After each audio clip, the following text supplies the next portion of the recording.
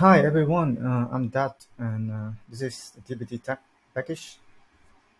This package is designed to foster the dynamic masking policy in Snowflake following the tag base. This video is a quick demo how to use it and getting started with it.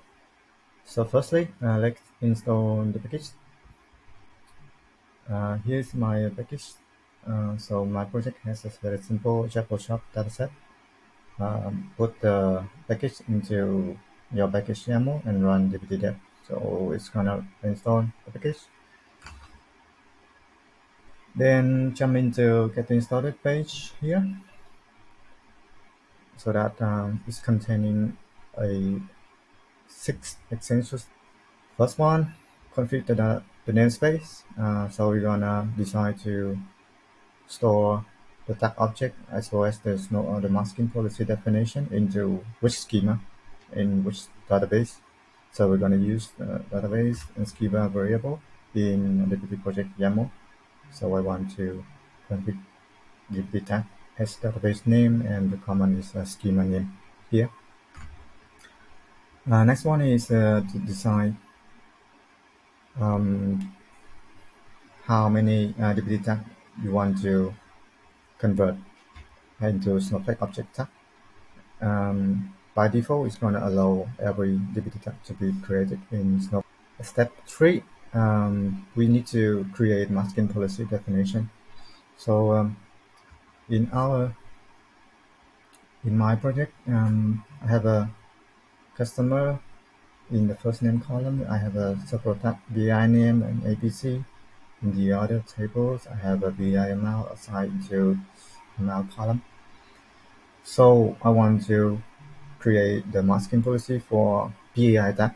So we have BI amount and BI name.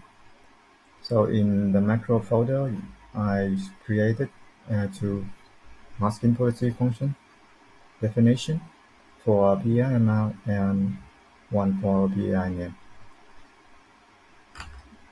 That's done for the step number 3.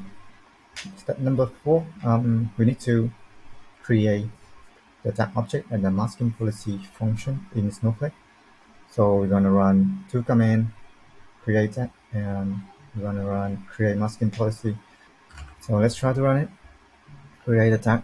It's just prepare the query and execute done at the end. So it's look through all the DBT tag and create a corresponding Snowflake object tag and create masking policy, etc. That's step 4.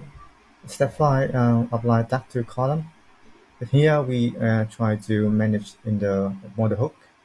So basically, I config here for my project, and every model post hook will run in this macro, and will detect based on the DBT flag is run or failed. Then finally, apply masking policy to tag. We have a tag created, we have masking policy created, we have tag assigned to column, and now we need to apply masking policy into tag so that the column will be automatically inherit a masking function from the tag. So we have BI name and BI amount has been assigned to the corresponding masking policy. Let's check it out.